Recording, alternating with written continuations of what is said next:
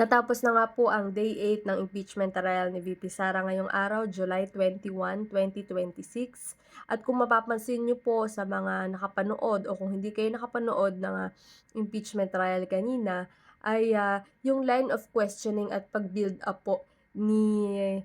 Attorney Luis Toro ng prosecution sa mga pagtatanong po niya kay Director Matibag, tila ba parang papunta dun sa mga inaakusa kay FPRRD yung mga question niya kasi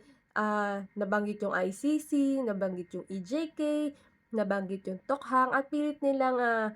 idinidikit yon doon sa naging statement po ni VP Sara doon sa pinapalabas nga na video yung tungkol sa grave threat, which is under nung sa Article 4 ng Articles of Impeachment. Pinagtataka ko lang, bakit medyo naguluhan ako, parang si FPRRD ba yung tinatry kanina o si VP Sara?